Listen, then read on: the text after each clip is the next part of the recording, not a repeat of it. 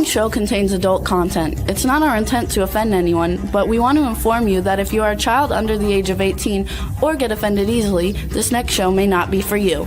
The content, opinions, and subject matter of these shows are solely the choice of your show hosts and their guests, and not those of the Entertainment Network or any affiliated stations. Any comments or inquiries should be directed to those show hosts. Thank you for listening.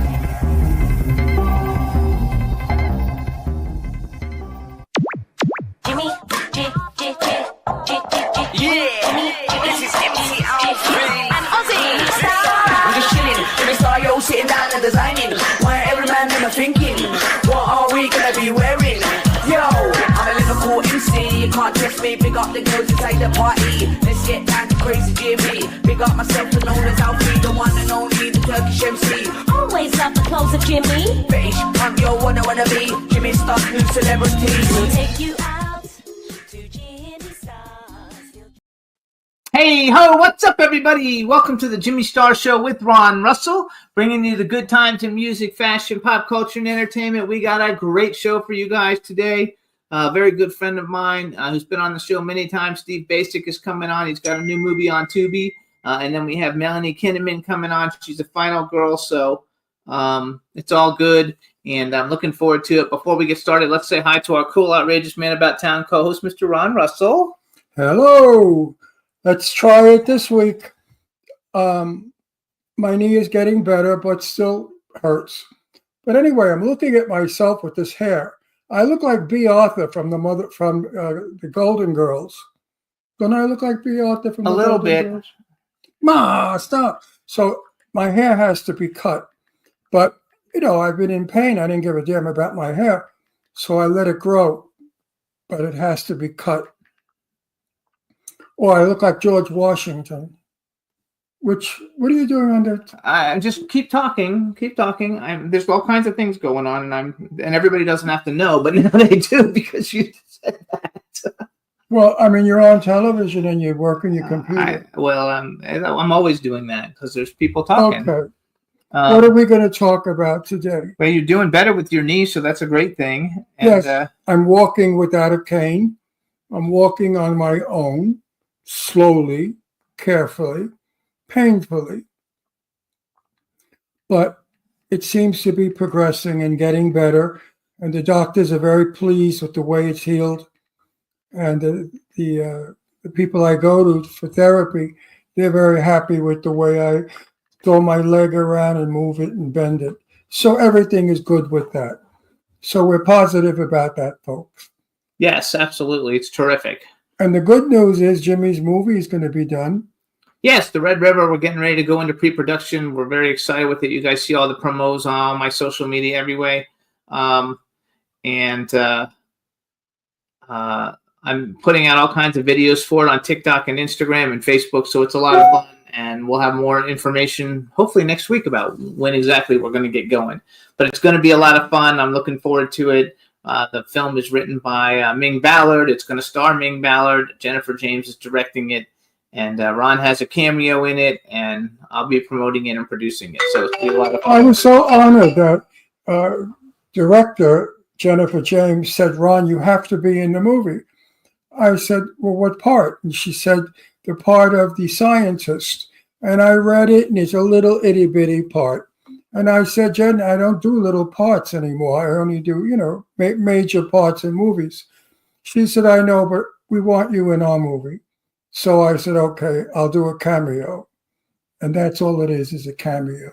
It's a cameo, but the movie's going to theater, so it'll be a good one. It's going to have an A-list cast, so I'm very much looking forward to it and getting it going.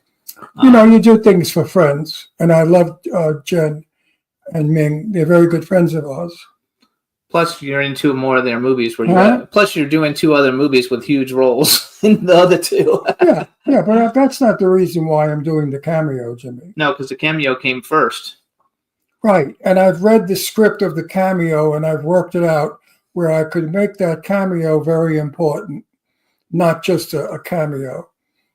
So I'll work with Jen about it and see if she likes the idea.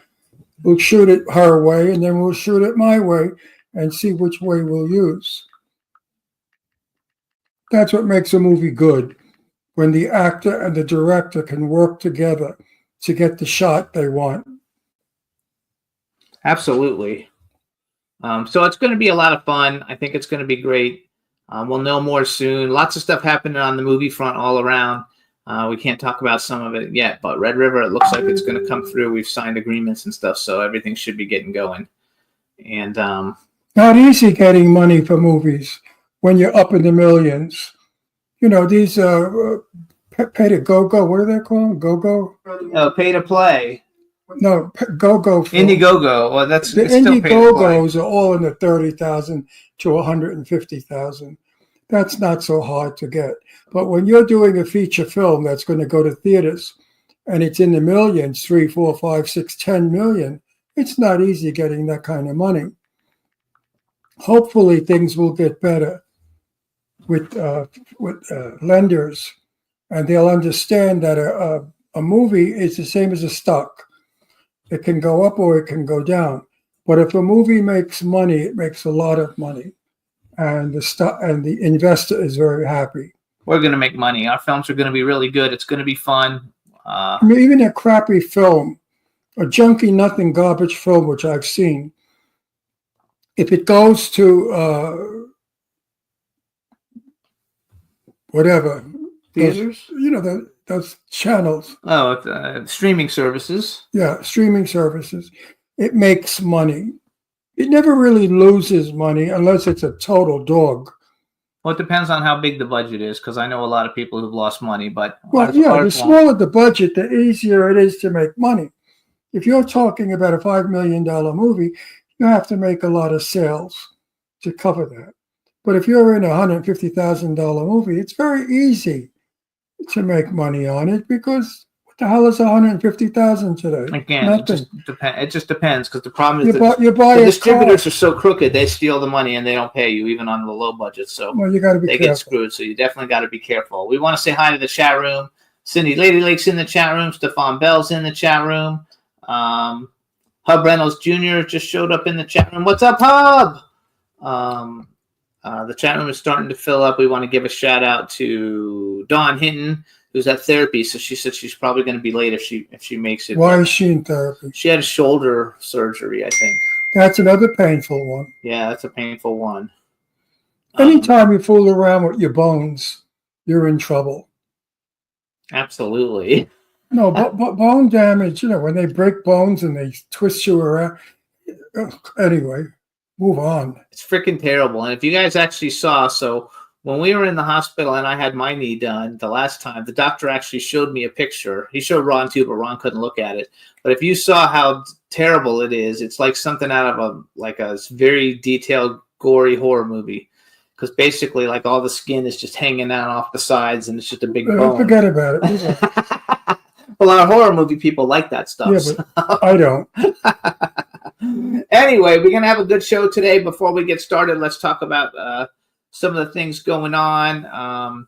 First of all, you can listen to the show. You guys, we had to switch our provider, so now we're on Podbean. So please check us out on Podbean. We're also on Apple Podcasts, iHeartRadio, SoundCloud, iTunes, Spotify, Amazon Music, YouTube, Google Podcasts, Radio Public, TuneIn, Amazon Prime, and 360 TVN. So if you want to watch the video, you got to watch us on YouTube or 360 TVN, because all the other places are audio. I was checking out this chat room, but it's, hey, everybody in the chat room too. Thanks for joining us. And Cindy Lady Lake, thanks for putting out all the promos. And B. Claudia is not in the chat room yet, so hopefully when she's going to come in, we want to just give her. I want to ask the chat room a question.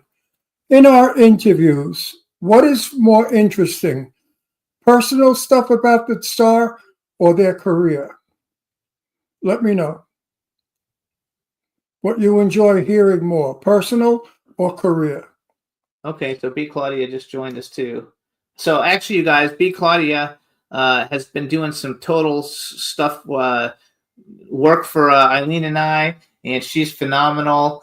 And so we're giving her a fake Nobel Prize for being a genius because she's so freaking smart. So B. Claudia, congratulations on your Nobel Prize for being the biggest genius on the planet.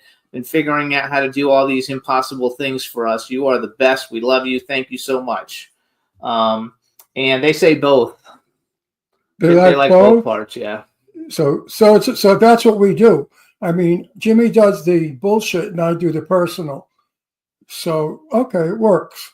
I was just wondering. I also want to thank everybody for tuning in to Dark Frights Horror News with Jimmy Starr. Check out our magazine. It's darkfrights.com. And please keep watching because the podcast is doing really good. It's really short. They're like 5 to 10 minutes long every couple of days. So please listen to it and check it out. And listen to us on either Apple Podcasts or... Actually, that's the best place to listen because then we get paid. So listen to us on Apple Podcasts. Get paid. Where? Then- Where does this get paid? Where is it? We're floating in the air. Get paid. I don't get paid. You don't get paid, but I'm like a whore. actually, we have to start all over because the other podcast host that we were on booted us our show off because they won't let you talk any kind of type of politics whatsoever. So we got kicked off. So we're starting on a new one. Who talks politics? Well, every once in a while we do, and we got flagged for Oh, that. that's because they don't like the politics I talk about. Well, so Because they're Democrats. anyway, it doesn't make any difference. If you talk politics, you can't make money. Well, you know, it's sad that we Americans have lost our freedom of speech. It's something we valued always and we were proud of. It's something we always said to other countries, well, at least we have freedom of speech. And now we've lost that. And I hope that Trump is going to bring it back because we need to voice what we feel. We just can't live under a rock. And we can't be afraid of the other people who control the media for kicking us off because we don't do their politics. That's not fair. We're American citizens and we have the right to discuss our politics. Either they're Democrat or Republican politics, we're allowed to do it. And we should do it. And we have to do it because it's the fair way. I was raised with that. I was raised with Democrats and Republicans. Well, that's why you got to do it on a political podcast and not an entertainment I mean, podcast. my parents were socialists, which are communists. So I came from all kinds of crap. Anyway, we're an entertainment show, you guys. We're going to keep it entertainment. Yeah, but and it's all entertainment, good. listen, there are very super intelligent people that listen to us. And they like a little political stuff because they're bored with just the film and the flam. And the guy is a wonderful actor and he's fabulous and he talks about how wonderful he is. You know, the intelligent people are not interested in that shit. I know, but our audience is interested in it. No, but we have a lot of intelligent people. Well, we were making a lot of money and now we're not. So let's switch and stop and go back to making money with it. And we'll talk about that other stuff in something else. We can start another show for that. People would probably tune in. No, I'm not political. I'm very limited in my politics. That's true. I just believe in Free speech. I believe in free everything. That's right. I Well, not believe in free. freedom of speech, freedom of who you are, freedom to be who you want to be, freedom to say what you want to say. I agree with that. You know, Totally. putting braces on your brains is not very good. Yes. Actually, they all agree. And B said we have different opinions, but should have the same good hearts. Humanity. Yep. Perfect. I mean, you know, We are all humans, and so we should all be trying to get along. So no, like my hair. My hair looks like crap. But some people will lie and say, oh, no, it looks nice. no, I because- like it, No, and I'm not being nice. because they don't want to offend me. That's not right. You can't lie to somebody and say, oh, your hair looks good when the person knows it looks bad. They think you're a jerk. You got to tell truth. And if I say to people, do you like my hair? I want an honest answer. I don't want people to be afraid to answer because it may not work with me. And I'll get them off Actually, the they show. say that you look great, though. In the chat room, they say you look great, but you look. Let's see. I'm gaunt and skinny. I They don't want you to be flying in a video. I made a video of me flying, so they want me to make one of you. fly. Yeah. It's on social media. It got 10,000 plays. I'll try to make one of his. Thanks, B. She says it's so cool. And they say you look great, but you look a little thinner. I'm skinny and haggard and old looking. You know, when you get to be my age, you cannot be skinny because your face gets gone. I look like a skeleton. You have to have a little bit of fat on you when you're my age. So I've got to get my weight back. You know, because of the experience I had when I was kidnapped by the aliens. By the way, I'm writing it. It's a wonderful storyline about an old guy who goes in the hospital for surgery, and he falls into that problem of the narcotic makes him hallucinate. And I'm going to take you into his hallucination. I believed it was true. I mean, I did not think I was hallucinating. I was really frightened. I kept calling everybody I knew to help come and get me, to save me. Called Jimmy. Why isn't Jimmy calling me back? Why is my daughter not calling me back? He called everybody on the plane. Why are they leaving me here with these people? These people deliberately are going to do something terrible. And they chose me because I can't move my leg, so I can't get away. I mean, this is all so real. It was like a movie. And I don't like it. Sometimes when I'm falling asleep, I think about it and I almost relive it. So I'm concerned about the condition that it leaves your brain, because a lot of people get affected by this, elderly people. Well, they're saying that they're very happy that we're back, and that we're both back, and that they think you look much, much better. I'm happy I'm back and not with those aliens. So we're going to bring on our first guest. How's that? All right, let's bring on our first guest, Steve Basic. He should be there. Hey, what's up? You always wear Detroit shirts when you come on our show. Look what can you hear me better with this thing? Yeah, I can hear okay? you well. Yeah, I can hear you well. Look at you. Is that for your training when you're doing acting classes? You have the microphone now? No, I just found this in my closet. I was like, I don't even have the stand. I don't even know if it works or not, but anyway. Aren't you ashamed to come on television with that ugly face? Aren't you ashamed to show that face to the world? And you smile like you're gorgeous. No, I've been to therapy, so my therapist says I should just go out to uncomfortable situations like this and embrace it. Did you ever think of plastic surgery?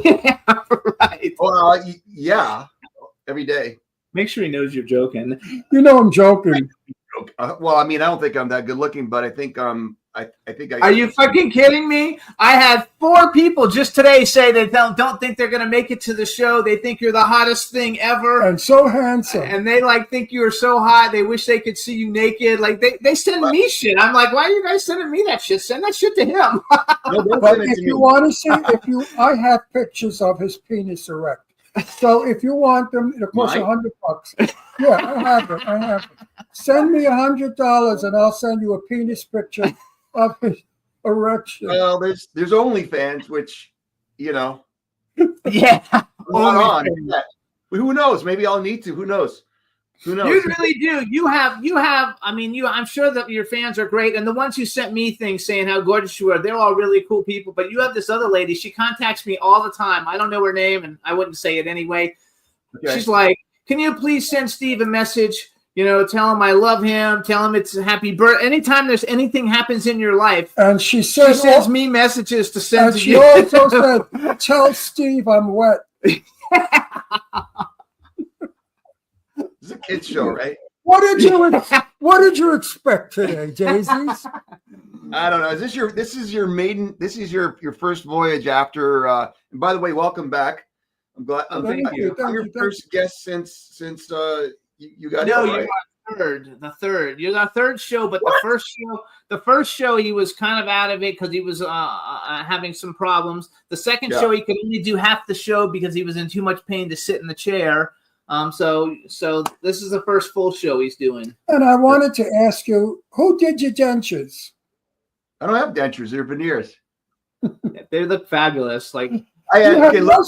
Stevie, you have no sense of humor. I'm gonna There's a come there and sense of pull your hair out of your head.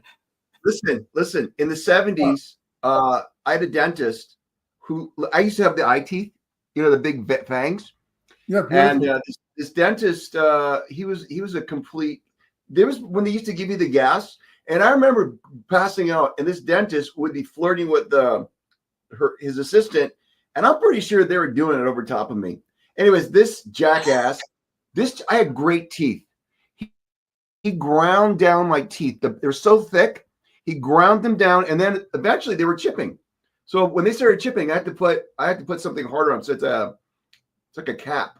They're not dentures, but they're not whatever. But he wrecked my teeth. But The your dude teeth just- now are beautiful. You have such a great smile. It's sickening. Yeah. Ah. Yeah, well, I wish you were as good looking as I am, but you're not, so suffer. Yeah, I know. How do you deal with it, Ron? How do you deal with it? All the adoring. How you doing with the ladies? I don't really. I have a girlfriend, so I'm doing good. You have Yeah. the same girlfriend from the last time you were on? Yep. Yep. Oh, maybe you're going to marry this Over poor 5 years. How Wait. many? 5 years. There you go. How Good for many? you. 5 years they're together. No ring? No engagement ring? No, I've been through that. What? Yeah, Oh, if you were I've my been through it. if that were my daughter, Yeah, I you're asking. If that were my daughter, I would call Brooklyn and have you shot and put in the river. Yeah. 5 What do you years? like about Ron? What do you like about marriage? What? What do you like about marriage? What do I like about marriage? What's the Everything. difference? What's it like? Everything. Everything. I've been how's it- single and I've been married. I love Right. being married. But can't you be in a relationship that you're committed to without state, without church? No. Oh, Because okay. if you're that little stupid piece of paper says you're mine. And I like Ooh. that. I don't like that at all.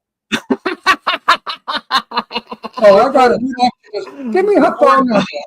For a good reason, because I think that all the problems happen in relationships when one person possesses the other. The only thing you possess is yourself. No. Marriage is a comfortable place. You got to remember, though, he's from the marriage generation, even though I believe in it, too. That's why we got married. But Well, so am I. So am but, I. But the thing is, like everything, I don't take everything just because someone's told me that's the truth. That's the problem we're having today. Everyone believes everything they hear. They never question anything. I'm a big questioner. And when I woke up, I go, okay, I believe in commitment. I believe in teamwork. I believe in dedication. I believe in service. A piece Then of you're paper- married. You're married without signing a paper. Yeah, a piece of paper. All the piece of paper does is You believe in all the visualize. things I believe in. Yeah, I mean, listen. I don't think I need someone or a piece of paper telling me that I'm in a relationship. And the only difference is the lawyers make a lot of money if you decide you're not in the relationship anymore, and 50 or 60% of the people decide they're not in relationships anymore. yeah, So- that Listen, even because he's divorced twice and you're divorced. no, I'm not divorced twice. No, not divorced. Oh, you're not divorced? No, I it's was- widowed. I only Oh, divorced. I didn't know that. I'm so sorry. That's terrible. Okay. I divorced once and widowed once. Yes. Okay. But when I was going out with Jimmy thought he was going to fool around. Come to my house, jump me. I said, get That's the what fuck Jimmy out. does. That's what Jimmy No, does. no. I said, get out of here. That's not who I am. I'm not Oh. a backstreet guy. I said, if you want to be with me, you have to marry me. Okay. And he said, okay. Yeah. Easy. And we got married, and it's 11 or 12 years, 12 years. and it's great. I wouldn't want to be single. Oh, God, no. Yeah, especially here in No. California where everything is terrible. What's it Not like single. in Canada? I'm Oh, no, you're not not saying single. single. I'm not Yes. saying single. I'm saying that it's not. I think that people hide behind words, and they hide behind certificates, and they actually maybe you guys are different, but I'm the type of person that if I'm in this relationship, I don't take the person. They show up, I'm happy. Okay, I'm How happy does to she spend, feel about it? I'm How happy to does spend the she time with feel them. I about it? don't take them for granted. I think when people get into comfortable relationships, they take people for granted. I agree with that 100%. But wait, how does she feel about this arrangement? I don't know, but this is like too personal to talk about. But I mean, we had the same point of view. We had the same point of view when we met. We have the So same point of view. So No, let's go. but I'm This is dedicated, not- listen, I'm not I'm doing dedicated to her though. That's the thing. I am dedicated. The committed. conversation is not on the personal level. It's in a general level now. Yeah. Women feel insecure if they're not married. That paper means a lot to them. Now, this woman has got to be in your company when you go out to a club and all the broads start hitting on you. And Doesn't she's happen. got to shut her mouth because she has no claims on you. Nobody has claims on anybody. You go to a club. If a woman has a ring on, do you know how many guys hit on a woman with a ring on? Yeah, more. More. You know 'cause what they- you know what the common excuse is? You know, well, actually, if they don't have a ring on, they say, "Well, where's the ring?" If you have the ring on, I know the guys will see it as a challenge. I know women. I know one of the gyms I went to. I thought it was a very conservative group of people. They were all married, all having affairs. Yeah, we go anytime we don't really go clubbing, but if we go clubbing, he gets hit on everywhere we go. He Yeah. gets hit on all the time. But And a lot of times they walk right in front of me. I'm next to him, and they push me out of the way to go and talk to him. So you're Yeah. right. I don't Yes, usually don't go to clubs, so No, they look at me, they say, oh, there's an old queen with money that's decent looking. So they attack me. But that's all bullshit, the young jerks. So But, wait, I have a question for you though. but Then I have a gossip. I have a big Dang it. gossip thing. stop it. Do you know Tristan Rogers, the soap opera actor? He won't know him. I don't think so. Very famous. General Hospital. He's he plays been on Scorpio General on Hospital. For 90 years. He's been on Oh, General. okay. No, I don't. I used to watch General Hospital, but His wife Teresa said to me, when they go out, Yeah. the fans know that's his wife. And they absolutely push her aside, get between her to flirt with him, to yeah, hit on him. yeah. And I said, Teresa, how do you feel about it? She said, I just let it happen. What am I going to do? That's his Yeah. bread and butter. Do you Well, feel being It's not handsome? my is your- experience. No, My wait. Do you Yeah. feel being handsome is your bread and butter? Not really, no. And I don't think it's actually served me in terms of money. No, it has not served me. You don't Not at think you're hired because of your looks? No. In fact, I've heard so many times that they're not hiring me because of my looks. Why is that? Either that or my agent's lying to me.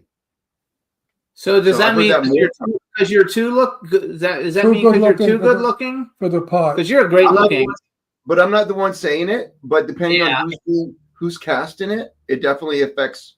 I know I've had a couple of shows that the leading men did not want me to continue.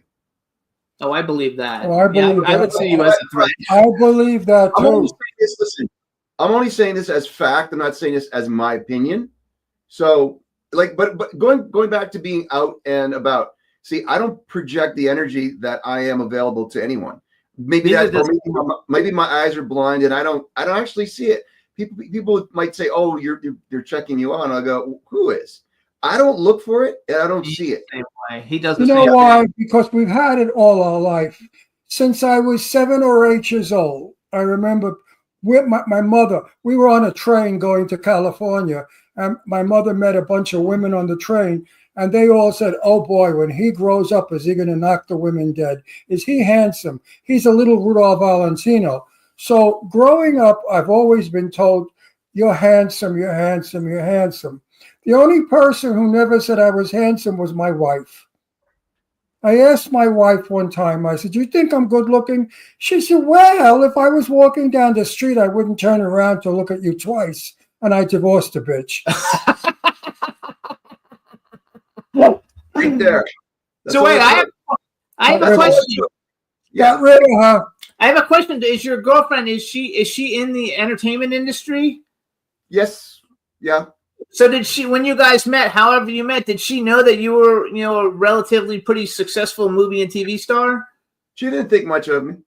She wasn't- You didn't think much of I- me. Wait, let me finish. No, Go but ahead. Listen, I couldn't care less either. Like I'm not impressed by if a person looks good, great. But if they're an asshole, I couldn't care less what they look like. No, I agree with that. So And I was, and you Is could she a say, hottie? Is your girlfriend a I'm hottie? sure oh yeah, she is. She is. So, Yeah. blonde, sexy, big boobs, great legs. All right, let's get on to this. Let's get on to the top. So one thing about you, though, so you guys, I met Steve at a convention called MegaCon. It was a long time ago. I don't know what, maybe 2006 or something. I don't know. It was a long time ago, right? That I met you. Long time And ago. everybody was lining up, and he was nice to everybody, and that's why he Well, always had a huge line of people. Listen, I remember Steve from other shows that he's been on. How many? You're on us 3 times now, right? This is our fourth, I think. 4th time you're on. I'm not sure. Yeah. And I remember you as an easygoing, nice guy. That's why I play with you the way I do. If you were a stuck-up piece of shit, I would never have, asked you, or I would never have done what I did. When they come on and they're attitudey and they're like, "I'm a star, I'm handsome, don't talk to me," I don't give a shit. I don't. Our play. audience doesn't like him either. Yeah. Listen, I bring out the honesty in our guests. And Yeah. Steve, I got to tell you, you're an honest guy, and I trust you with my crazy questions. I trust you. Sometimes you got to be careful because a guest could get mad and answer back nasty. Yeah. But you have fun. Okay, so is So here's what we're just gonna tell me, is she a blonde? No, she's actually in the movie as well. What movie? Oh, the movie that we're going to see, that we're movie going that- to talk about in a minute. So Oh, you guys, the last time Steve was on, we were talking about a film of his called Alter, which is on Tubi. Now he's got another one that just came up on Tubi. It's on Tubi, right? Not Roku. I wrote Roku. It's on Fossum TV and Tubi, which I don't know what that is. I think it's like I don't know. Anyways. what's the name of the So movie? the name of the movie is A Shrink, a Flat, and a Broken Key. Wait a minute. A shrink, A flat a flat, and a broken key. What an interesting title. So tell us something behind the title. Wow, is that? I want to see. Well, the it's movie. about the shrink. It's about a flat. It's about a broken key. There's the picture, you What guys. an interesting title. Which, I want to see this movie. A shrink, Yeah. a flat, and a you should broken. see it. Okay. It's actually a lot of fun. Even though it's a thriller, it's a lot of fun. Yeah, but that's a great title. Thank you. So how did you come up with the title? Well, it was God. My writing partner actually is Greg uses different last names for his writing. Greg Kingslat or Greg Michaels. He uses different names all the time, so I get confused which name to use. But anyways, Greg and I came up with the concept. He wrote the script. When we decided to pull the trigger because of circumstances, locations, and those and characters, the way I wanted to ship the story, I rewrote I went through the whole script and rewrote it to fit the type of characters I wanted to bring in. Originally, it was very poignant. It was very politically charged. It was a very charged script to start. I wanted to be a little more subtle with it. I wanted to be a little bit more fun with it. I didn't go as hard as I wanted to go, and I don't want to talk about how hard it was. I want to talk. I really wanted to be controversial, but then I thought, you know what? It's not the place to be controversial. People can take from it what they want. I still make some statements, but the original idea was Greg's and I, and then Greg did the meat of the work. About 3 months out, I decided to rewrite to fit the characters I wanted, and I completely changed. I completely shifted the appearance and the set, and that kind of changed. I don't know. It's literally stuff you wouldn't expect to happens. So I have the overview. I took it off of IMDb. Is that a good description? Should be, yeah. All right. So Grace's unconditional love for her son Gordon turns into a dangerous obsession as she fulfills his twisted desires. However, their lives turn upside down when a stranger with car troubles, that's Steve, enters their isolated world. Gordon sees an opportunity to improve his killing skills with the help of the stranger, a criminal psychologist who's willing to teach Gordon how to kill and not get caught in the exchange for his life. But as their plan unfolds and Grace's jealousy turns to betrayal, Gordon must confront the truth about his past and decide whether to break free from his mother's grip or continue down a path of violence and manipulation. This psychological thriller would keep you guessing until the very end. Wow, that sounds good. Yeah. So, when I read the synopsis, I kind of like thought it was a, I don't know, did you ever see that movie, Mr. Brooks? Yes. With Kevin Costner and Yeah, I Dane? love that. Yeah. It made me think of that a little bit, not exactly the same, but a little bit, on the fact that one person's willing to teach the other, wants to teach the other one because he gets blackmailed instead of killed. What I'm happy about is it has a beginning, a middle, and an end. It's called a story. It does have, it actually, and if it does flow, even though I had to change courses a couple of times prior to shooting and then once during shooting. I had to redirect the characters. I was able to loop back and connect all the story points. So I think because I literally changed the ending while shooting, you might notice what I did. Hopefully no one notices it, but it's not what you think.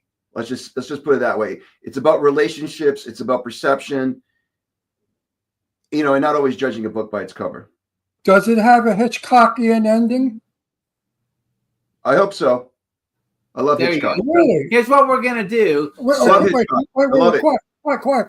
Can we see it tonight? Yeah, we can see it's free. It's We're on going to Tubi. watch it tonight. It's on. So you guys, this movie is free. It's on TV, on Tubi. So is his other film, Alter. So right now, Juan, we're going to play the one that says "Shrink a Flat in a Broken Key" trailer. I guess it says, or it's the one that's the MP4. Introduce it for us, Steve, and then hang on. We're going to play the trailer for everybody. Great. Hang on to your seats, ladies and gentlemen. You're about to watch a Shrink a Flat in a Broken Key, the trailer. Rated R. Look at that, Mama! I think I did really good. You'll come to know me as 50. A runaway. If it wasn't for some bad luck, you might not know me at all. My goodness. Sweetheart, are you okay?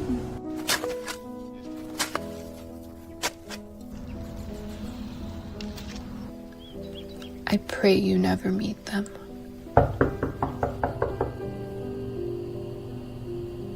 I'm sorry to bother you, but I had some car trouble down the road. The wolves in sheep's clothing. You want a beer? Sure.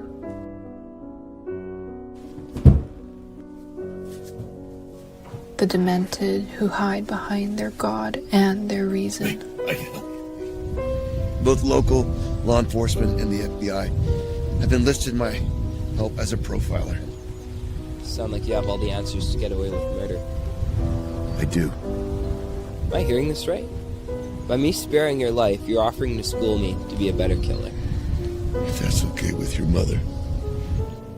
Their sick love.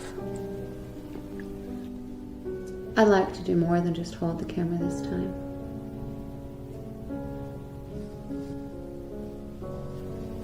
My story, this story, takes place because of a shrink, a flat, and a broken key.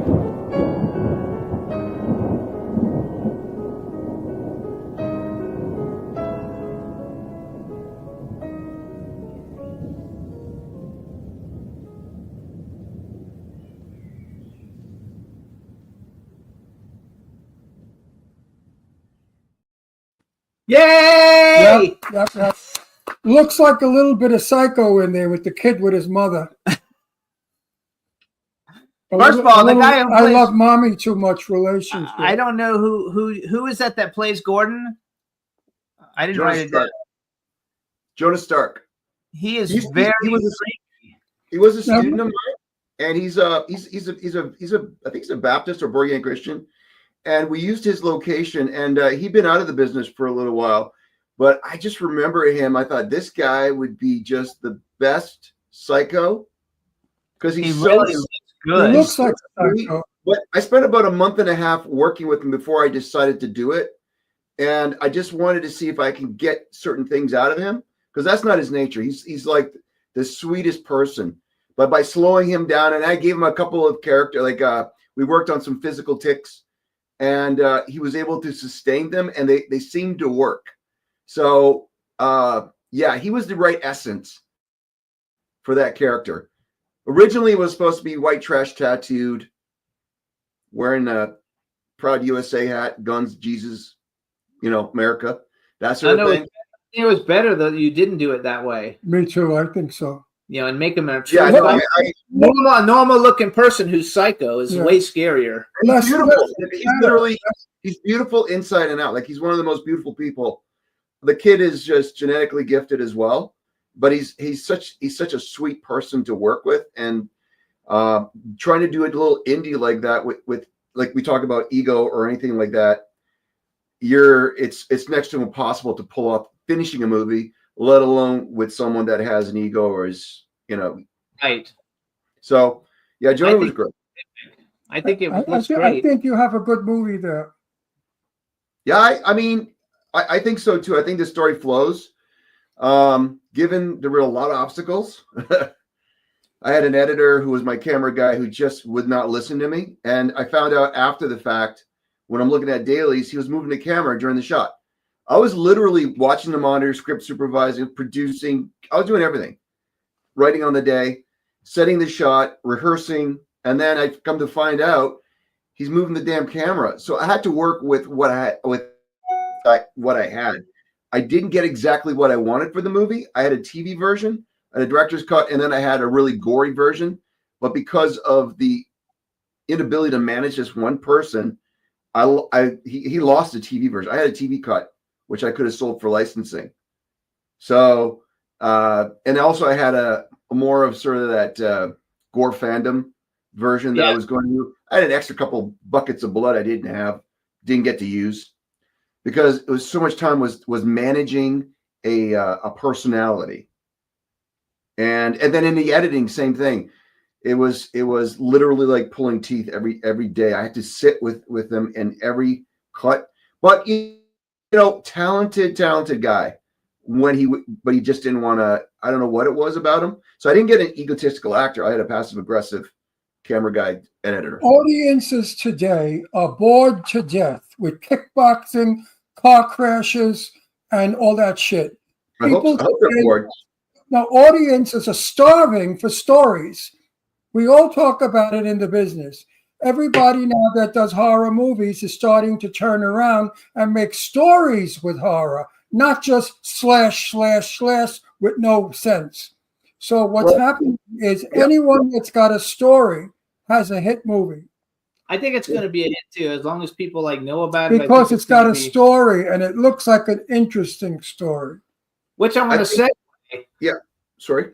I was going to say, I'm going to segue into a different conversation from there, because you said you worked with him for 6 weeks before you even worked with him, which segues into the fact that, you're also a script supervisor that can fix scripts, and you also teach people how to act, and you've been doing it for a long time, and you're in some really huge things. So I thought I don't know that we ever have really talked at all about the fact that you actually teach acting, to people who I love that, who want to learn acting. I don't believe teaching acting. I haven't. I'm very bad at promotion, so yes, I'm just coaching a couple of people that one my daughter brought in, and she's been with me for 9 months. She's already booked a couple of things. She came from a full-time program. I'm not going to say what school it was, but it was a full-time program, and I had to uneducate her. And then she brought a friend, and neither of them had agents, neither of them had. And they both started to gig. They're both starting to get it, and that's less than a year in, once a week. That's perfect. So the thing is, but it was interesting. So you don't really call it teaching, though. It's coaching. There's a difference between coaching and teaching. Because you cannot teach anyone to act. I don't believe in that. You can show them the tricks to the trade, but the best actors I know have never taken a lesson. It's in them. Carol Burnett is one. Her comedic talent was never taught. She was. Yeah. And I know a lot of actors from my day. I can't think of one right now, but like Rock Hudson, people like that, they were not taught to act. They just became who they were. their personalities. Did you take acting lessons growing up, or did you just start acting? Like, how did you actually get into doing all this?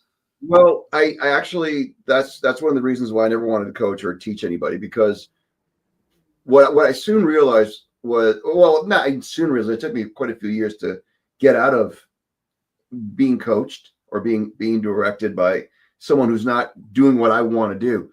A lot of them are actors who don't work, and their system is about their ego. It's got nothing to do with the practical aspect of human psyche. It's got nothing to do with the camera. So the way I will disagree and agree with you, Ron. I think that I've proven I can teach people how to act, because I've worked with people I thought there's no way I could help these people because they came from musical theater and they were terrible. Within a year, they became still, they became themselves, and they became real in the moment. So I had to do that. It wasn't that they could do that instinctually. Well, in a sense, it was like I was letting them know it was okay for them to be their authentic self in a made up situation. I just heard a very successful actor talk about that you don't have to take classes. All you got to do is read the script 200 or 250 times. You don't have to do all this work. And I'm like, yeah, yes and no. Yes and no. If you know the material so well that you just become the material, great. You just live in that circumstance. You live in that circumstance because you've absorbed it. That's okay for an A-lister because they got 3 months, 6 months to prepare for a role. We get what the night before. So there is a respect that I think I didn't have for the craft.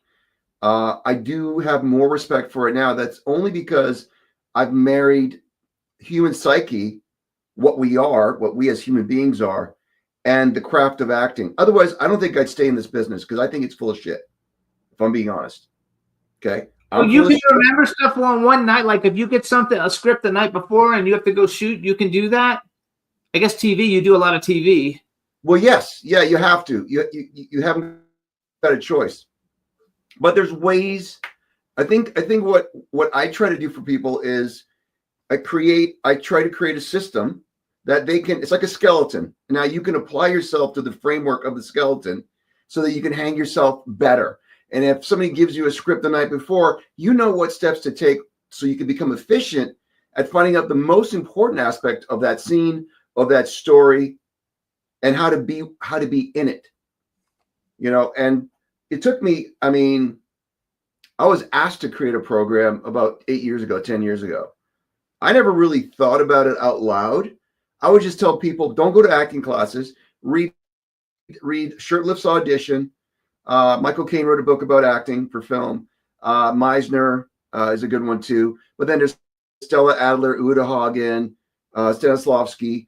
All they are is a bunch of people who've been aware enough to make an observation about how to communicate somebody else's idea. But how do you know how to communicate an idea? How do you know what you're doing? You have to know who you are. So the first thing I tell people is know who you are, accept who you are, and share who you are. And that's all about awareness.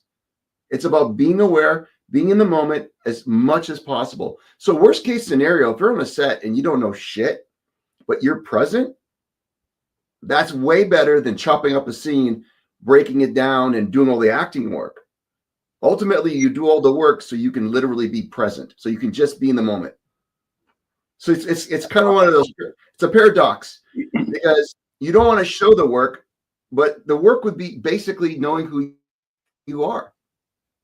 So you can give yourself to whatever that situation is, whether it's 1980, whether it's 1884. How old were you when you started? Like, when was your very first thing? What was the first thing you ever did? Jump Street. 21. I did a guest star on 21 Jump Street was my first thing. I think it was in 91. Oh my God, I love 21 Jump Street. Yeah, but Johnny Depp was gone already. Johnny Depp was gone. Okay. That was the year. So it was a guy named Michael Bandetti that was the guy I worked with. Okay. Yeah. When some young people ask me questions like, Ron, what do you do to act? What makes you an actor?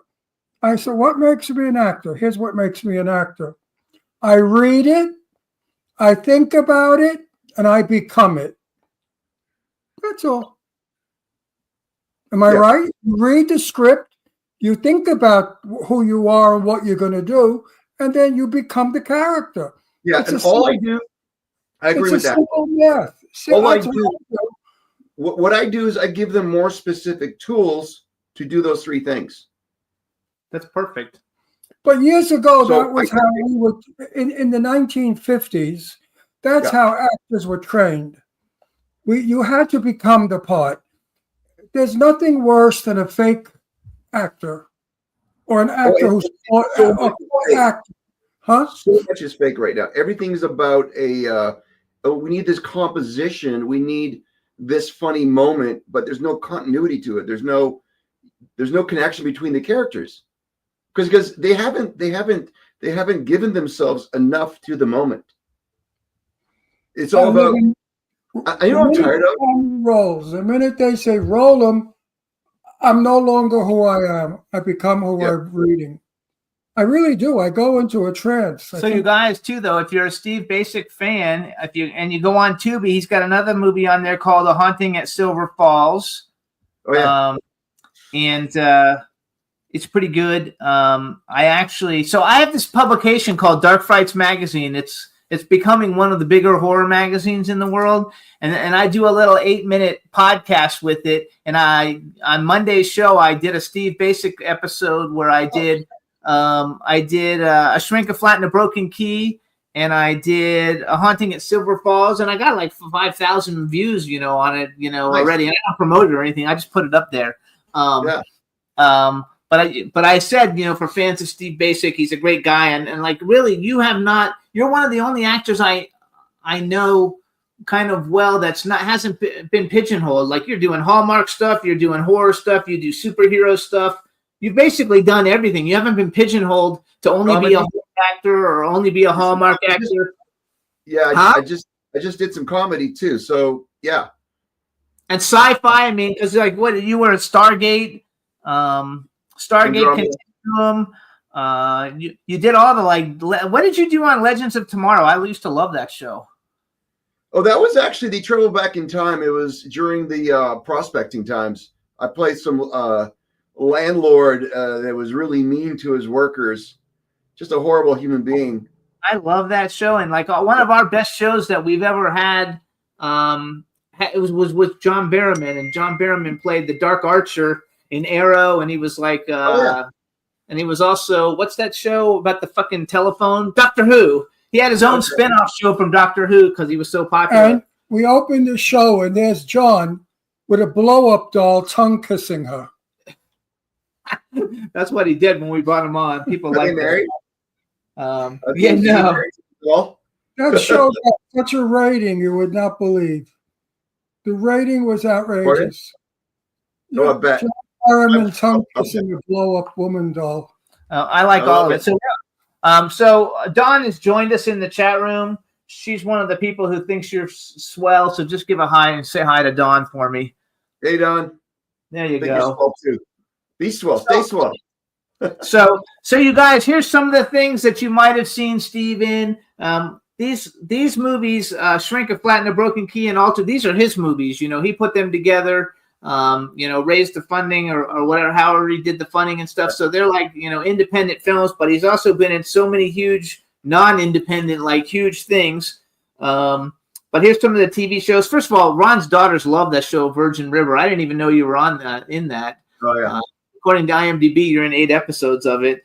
He was recently on Tracker, you guys. That's the Justin Hartley TV show. You were great in that, and you weren't pretty. No. They didn't make you pretty in that one. But you guys, he's in like all these Tea Garden mystery movies. He's in a ton of them. The Garage Sale Mysteries. I think is that all that Hallmark stuff? Is that those are Hallmark shows? Hallmark, yeah. You're in a million of them. He was in the Nancy Drew TV show, Van Helsing TV show, When Calls the Heart, Maid, The 100, DC Legends of Tomorrow, Wilderness, Sight Unseen, Supernatural, ER, Julian the Phantoms, The Order, NCISLA. He's also he was Hank McCoy in X2 X-Men United, and to me that's his biggest non-role.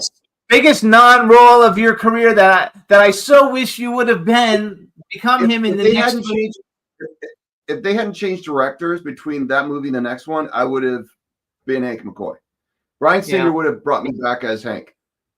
That's his business. And so, listen, when you get success, great. When you don't get success, great. Yeah, but you guys are so. You're lucky. Sorry? You fellas are lucky. Your generation. If I were your age today, I'd be working my ass off also. But the time that I came from, you had 3 major stars in the movie, and you were lucky if you got in there as an extra or as a walk-on or whatever. Today, so many people are doing so many things on so many different vehicles. Yeah. My day, it was a movie camera, a theater film. So you were limited in your workability. Yeah, but the thing is, I really wish I were 35 years old today. I'd be all over the place. Every time has had its challenge. So while there was less opportunity, there was also less actors. Now every personality is an actor. There's YouTubers who are starring in TV series. There's MMA fighters. There's football players. There's rappers. Right now, it's all about numbers, as it has always been. But like you guys said earlier, you know, we celebrate people who do nothing in a show. And that means they're just being simple and they're just being human versus this explosions or graphics or whatever. So while we have so much more, there's way less good storytelling. There's way less good story. We goes back to the every night. We can't find anything like everything that we look at, and we're like, "That's the same story, same story." When you see someone doing something simple and good, you go, "Wow!" But really, that's just the way it should be. You know, like we should never be watching a show going, "I'm watching a show." I watch a show to be pulled out of my reality and pushed into another reality. That we don't want to, and that's the thing. It's like if anything bumps me, I go, how do we fix the bump? I don't want to knock someone out of the movie. I don't want to knock someone out of a show. So even though if I'm on a set that I'm not part of, if I see something, I respectfully try to go, hey, what about this? Because, you know, going back to being prepared, I don't believe in knowing just my stuff. I want to know the story so I can actually contribute fully to the truth of the story versus just the truth of my character. And that requires work. I don't think many people do that either. Steve, bottom line, we do not have good writers anymore. Period. The writers are gone with the wind. I don't know where the hell they went, but the writers that used to write about human people, you know, human nature, are gone. Excuse me. Now it's, I need $40 million because I'm blowing up the Empire State Building. That's my movie. Okay, here's $40 million. Who's in it? Brad Pitt. Okay, here's another $40 million.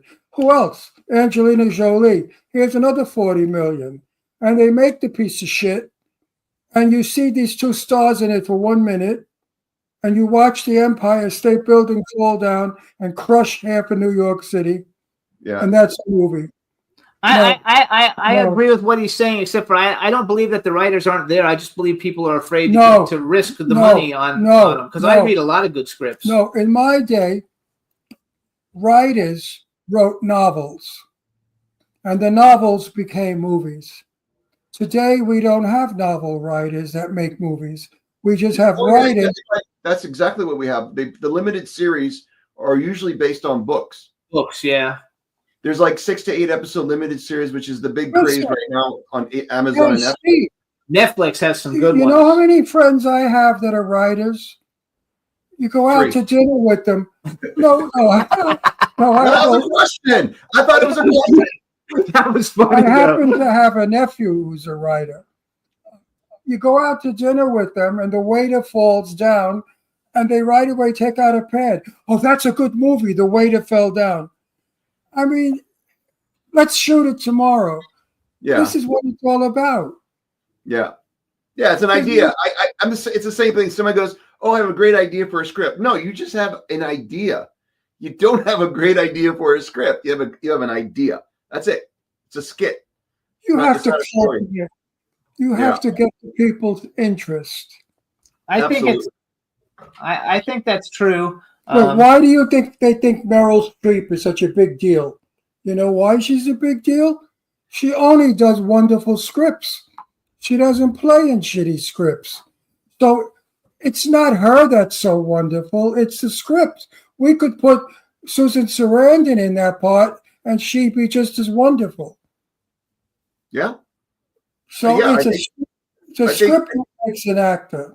Yeah, there's a big, massive collaboration and trust, because you can have a great script, great director, but if the editor messes it up, or the soundtrack's terrible, the producers want to do a re-edit, it's collaborative. So There's so many things that can fuck it up. Do you remember the French lieutenant's woman?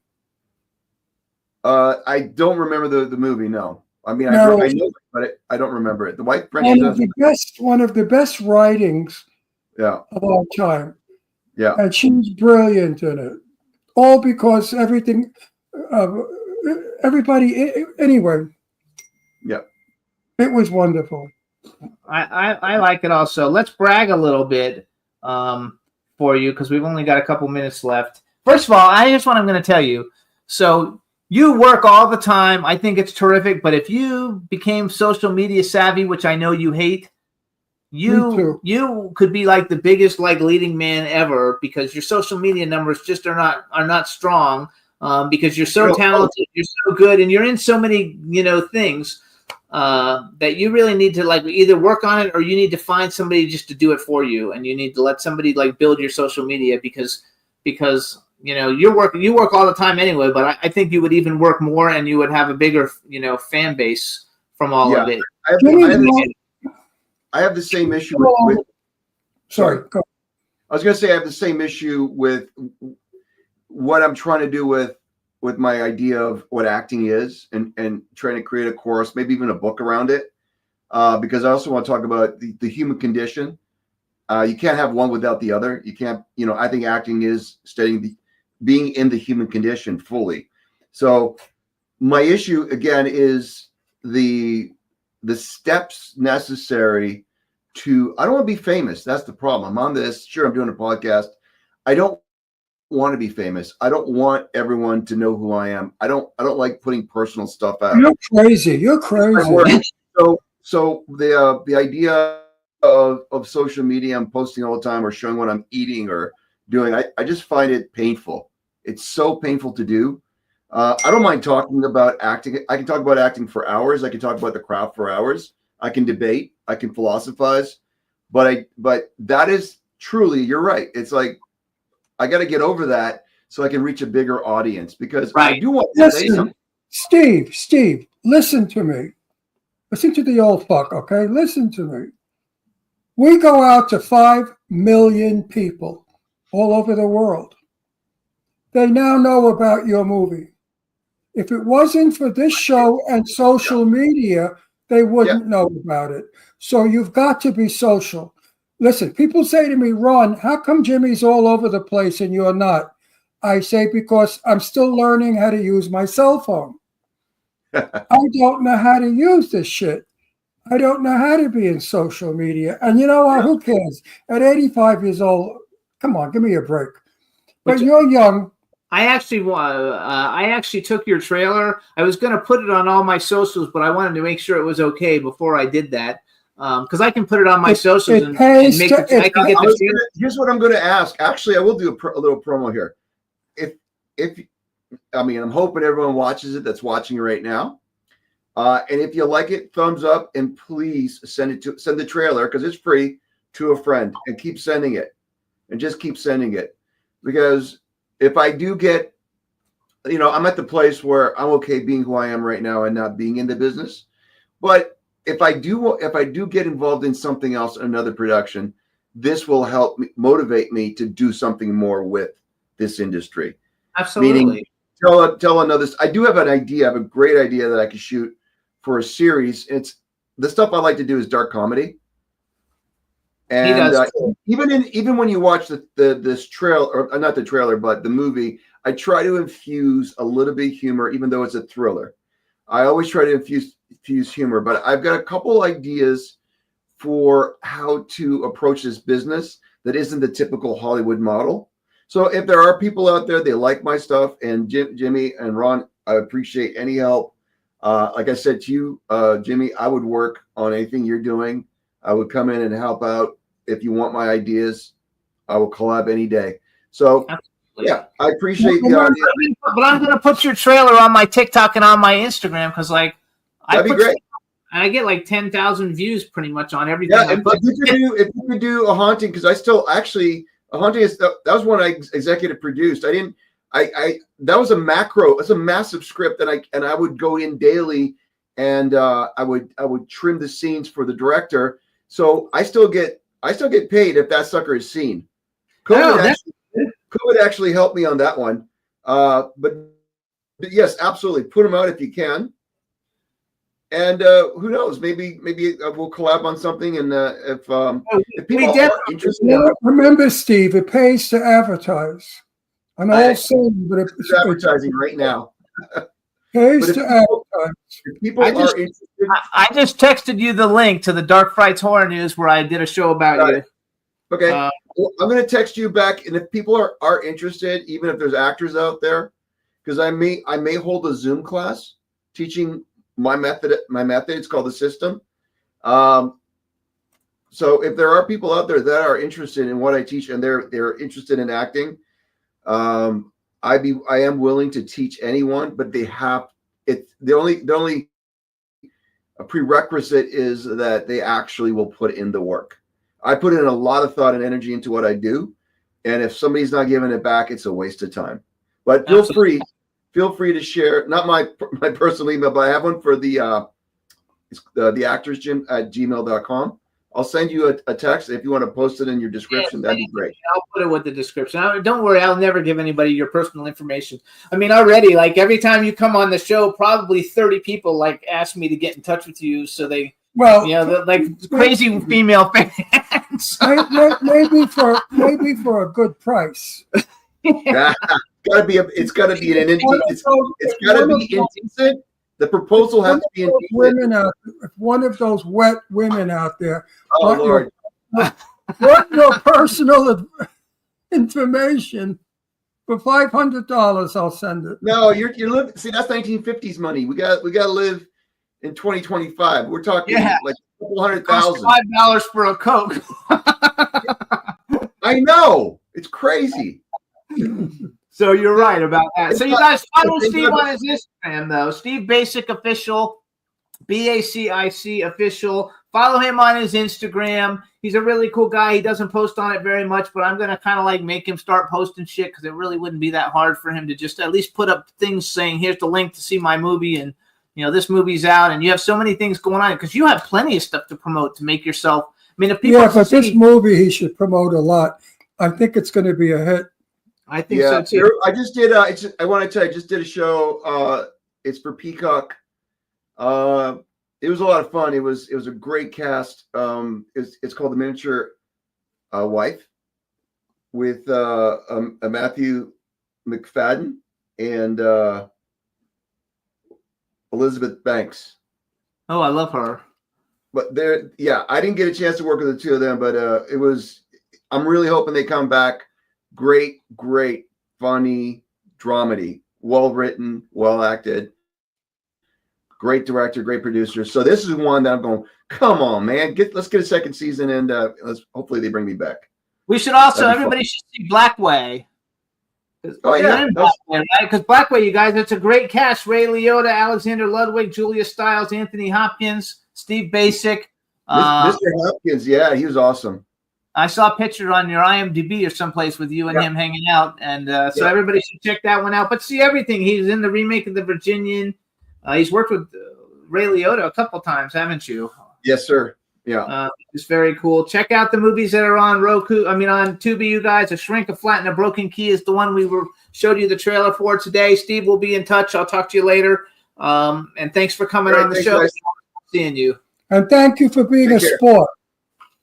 You too. Hey, Detroit Lions, baby. Let's go. That's right. All right. Fuck yeah!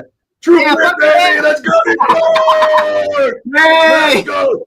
If anyone's got season tickets, I'm coming down to Detroit. There we go, Detroit. Him in That's good, Detroit. right? All right, thanks, Steve. We'll talk to you later. See you guys. Bye-bye. Bye-bye. Hey, you guys. So that's Steve Basic. Again, the name of the movie is A Shrink, a Flat, and a Broken Key. Just came out on Tubi a couple of days ago, so please check it out. He's really just the coolest guy ever. I mean, I feel, you know, I don't know if blessed is the word, but I'm just happy to have him as a friend. We talk all the time, and you know, and from somebody who I met at a convention, you know, to us being a little bit more like peers, it's very cool. So it's a lot of fun. All right, so we're gonna do a quick. Actually, maybe we're not. I think because Melanie's here, so let's just bring our next guest on. How's that? You ready? I'm ready. Let's bring her in. Hello. Hello, how are you? I'm good. How are you? I'm great. So hang on, let me introduce you. Hey, everybody! Now we want to welcome to the Jimmy Star Show with Ron Russell, actress, dancer, stage actress, final girl, superstar Melanie Kinnaman. Hello, and welcome to the show. Thank you, and thanks for inviting me. How I'm thrilled. excited because I know everybody in horror just about, and you're one of the only people that I've never actually met. So we're very happy to have you on the show. This is my cool, outrageous man about town co-host Ron Russell. Hello, Ron. Nice to meet you. I'm so surprised we haven't met. I am too. We're Facebook friends, but that's not the same thing as meeting. But we've You've had the reason you've never met is you don't travel the gutters like Jimmy. I might soon. You never know. I've been a big horror fan for my whole life, and this show has been going on for this is our 17th year. We didn't have there was no such thing as a podcast when we started. It was just considered a radio show back then. And a podcast where we saw the people. Oh yeah, we started out though without seeing the people. But we were the first show to have guests on like that. Yeah, we were the first people to do video podcasting. Everybody copied ahead of everybody. Everybody copied. But when we started the show on our station W4CY, they brought us in and they were surprised how many people tuned in. And they after 2 weeks, we went from a 50-minute show to an hour and 50-minute show. And all we did was bring on at the beginning, it was all horror stars. I mean, every horror star. You know, we've had Freddy Krueger and Pinhead and Clive Barker. We've had everybody because that's really my thing that I like a lot. And I produce a lot of horror movies. So we hadn't had you, and I was super excited when you said yes. And before we talk about horror, first we have a chat room with people. Say hi to everybody in the chat room. Hi, everybody. Nice There you to go. almost see you. Yes, almost see you. So I want to bring up a movie, and you're not even in it, but you're supposed to be in it. So my favorite go-to feel-good movie is called Best of the Best. We've had Kane. I'm really pretty good friends with Kane Hodder, and we've had Eric Roberts on the show. And I watched it like before I knew you were coming on. Even I was like watching it, and then I went on your IMDb where you were coming on, and I saw that you're in the credits of it. Yeah. And I went back and I watched it again, and I was like, Where is she? Where the fuck is she? It's so annoying. It's so annoying. Yes, I had 15 callbacks for that audition. I so wanted that job. They put me through the ringer. I got it. I play Eric Roberts' girlfriend. And they decided after all was said and done that they needed to make more room for the action, meaning the fights, all the action. So they got rid of the love part, and that was me. Because at first I thought maybe you were the girl that Chris Penn grabs the ass of, and that you just look different or something. I was like trying to figure it out, and I was like, okay, so it makes me happy because I literally watched. I've seen the movie 100 times. It's one of my favorite movies. And the fact that you're not in it, even though it says you were in it on IMDb and in the credits. I watched the end of the movie and you're in the credits. I know. Well, thank God I'm in the credits because I still get residuals. But, there you go. Yeah. I asked for the footage. I mean, they were great scenes. I asked for, please. The footage? Yes. Did they because give it to you? No. Of course because not. I know this is going to go way out there, but a lot of it was Eric Roberts' fault. So I'm going to leave it at that. There was a personal reason. Okay. Question: did they pay you? Yeah, yes. Of course. She still gets residuals, she said. No, that's all that matters. No, of course they paid me, and it was a great shoot, and I was thrilled. And I so wanted this role. I mean, Eric Roberts was one of my favorite actors, and it was a great role for me. And like I said, they put me through. When that movie came out, too, he was a huge star. He was like on top of the world. Who? Eric Roberts. Oh, Eric? That's right. Yeah. That's right.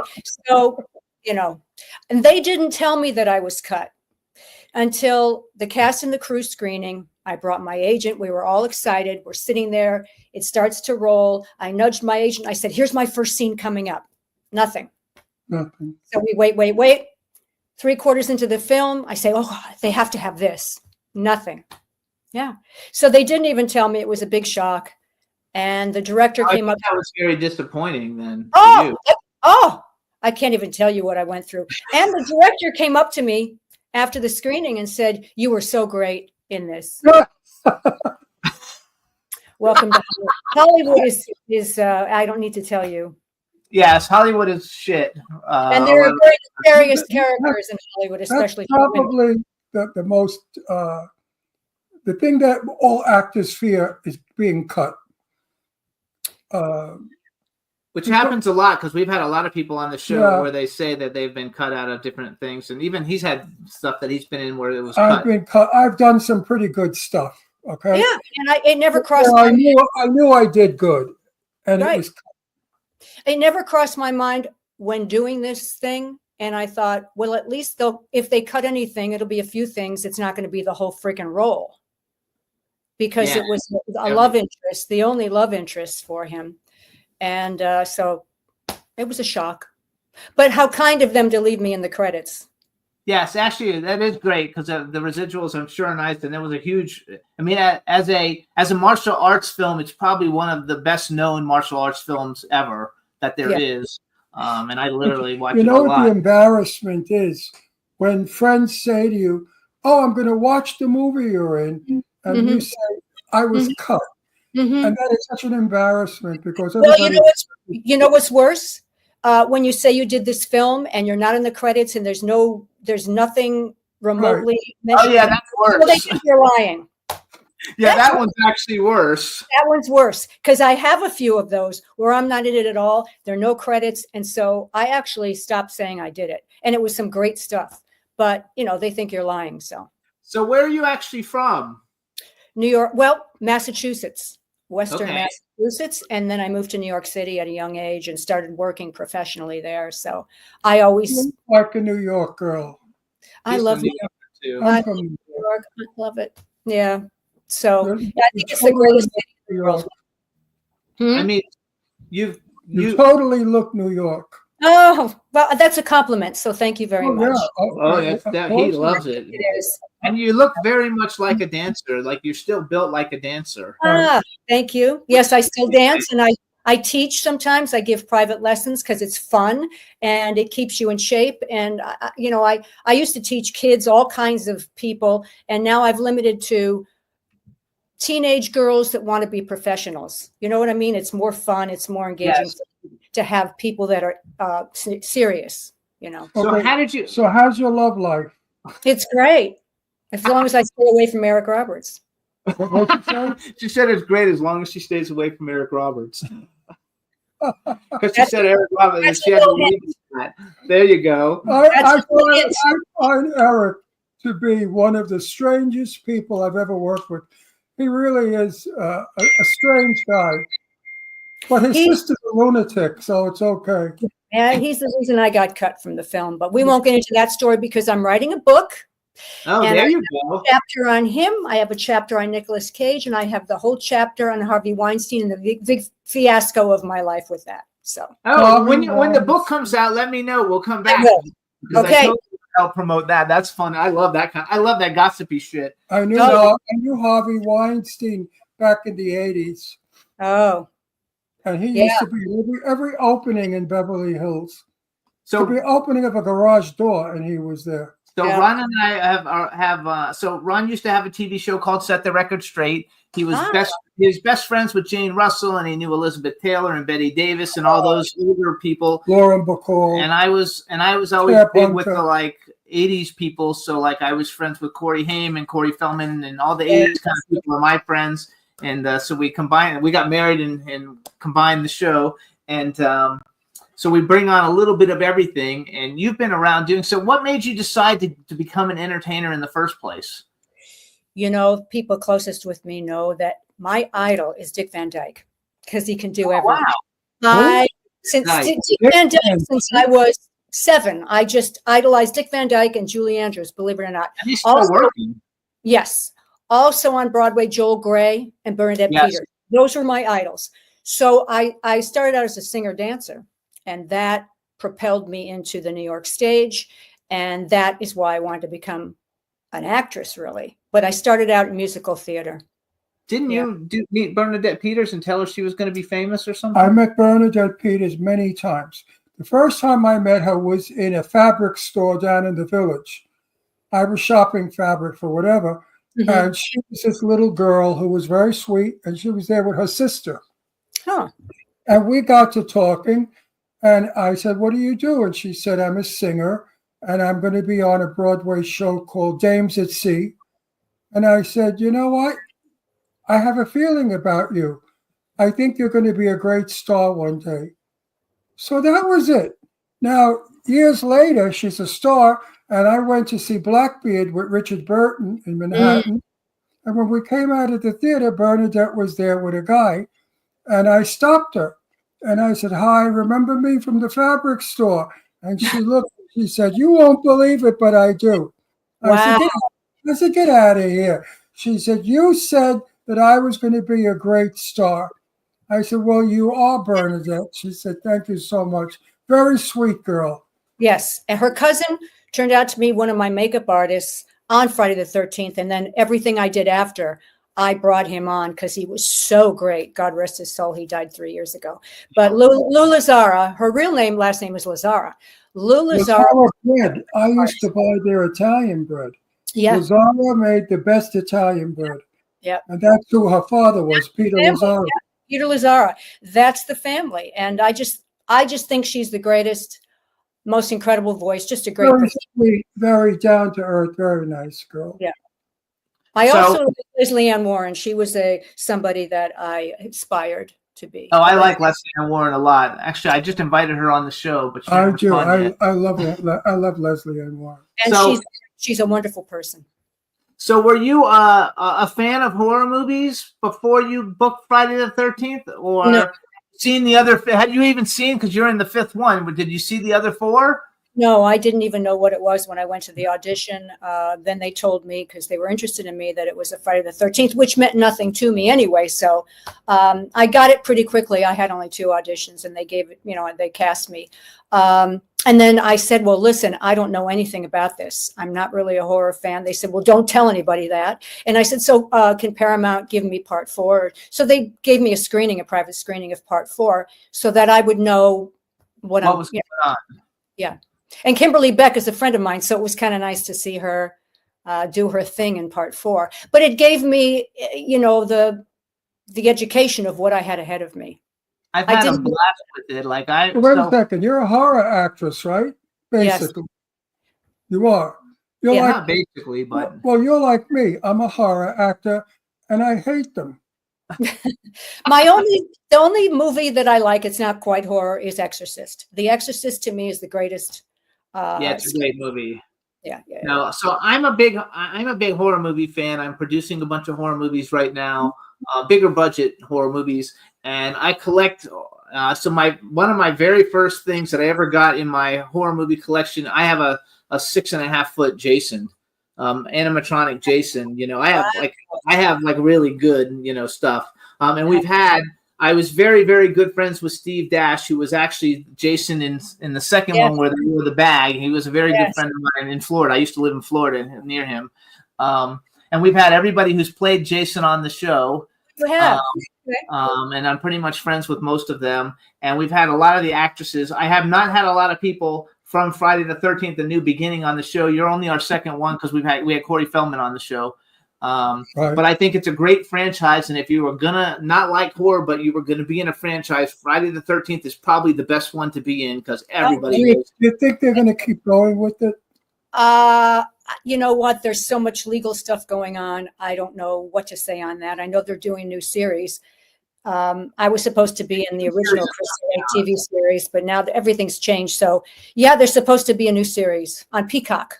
Yes, Peacock's coming out, which I think that looks like a lot of fun. And I'm actually getting ready to do a movie. I don't know if you know who Adam Marcus is. Do you know Adam Marcus? Yes, no, Adam Marcus. Yeah, we do a lot. I do conventions and I see all the. Yeah, you see them all. So Adam Marcus is directing one of the films that I'm working on. Okay. Right now. It's a werewolf movie though. It's not it's not like this. It's a little bit different. But Right. so tell us a little bit about. So you got it. You booked it really easily. It has a great class. I met Dick. I don't know. Dick Williams. Dick Williams. I've met him a couple of times, but he hasn't been on the show. And Deborah Voorhees, I've met a couple of times, but she hasn't been on the show. So how was it for you coming into being in a horror movie that you didn't really like horror in the first place, and you didn't know what it was, and then it blew up, and it just blew up.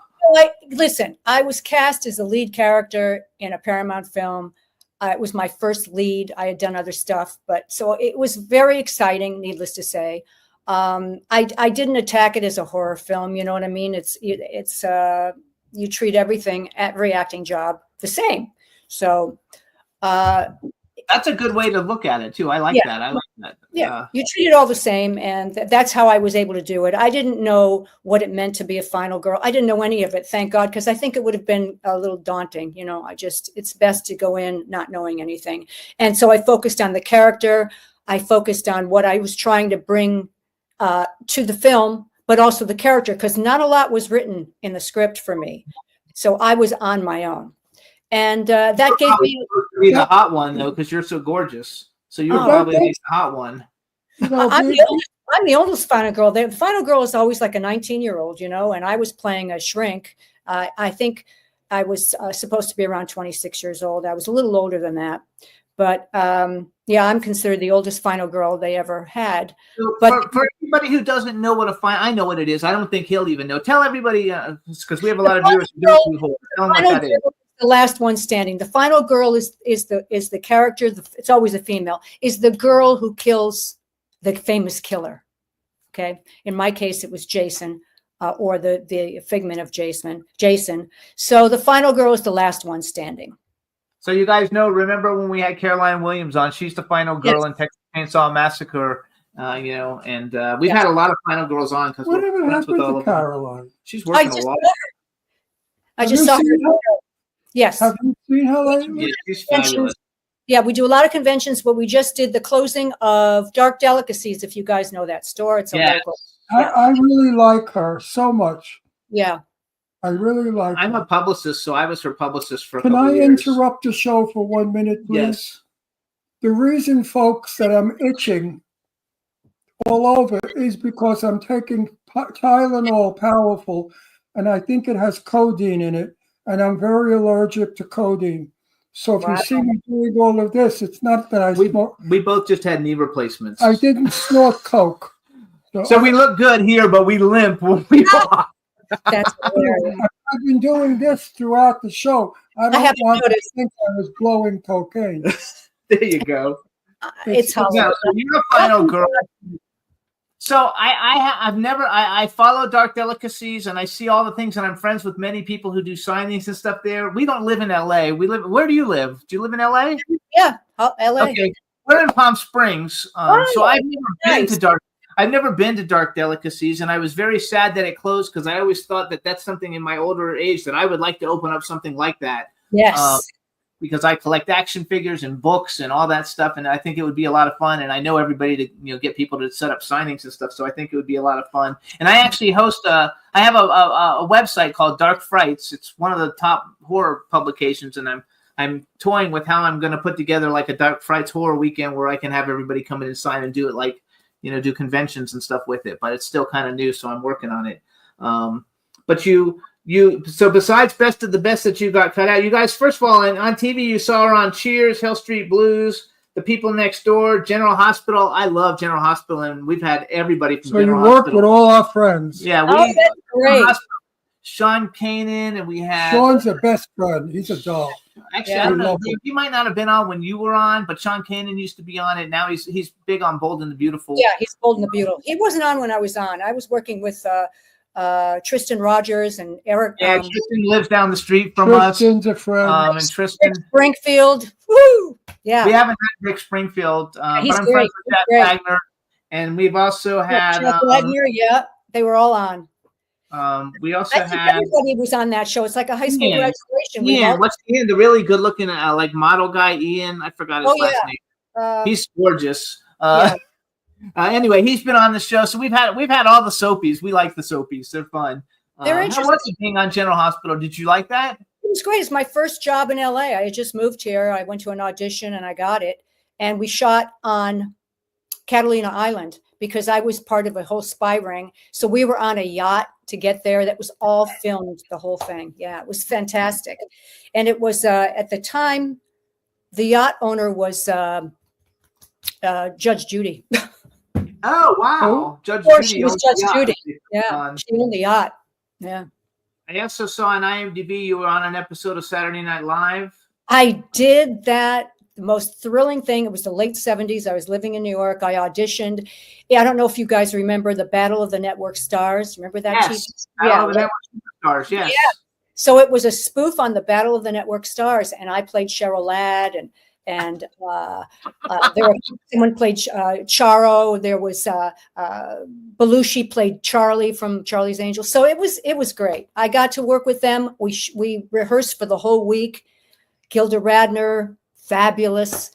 At the end of the week, you do the tech rehearsal. Then it's live Saturday night, and the musical guests were the Rolling Stones.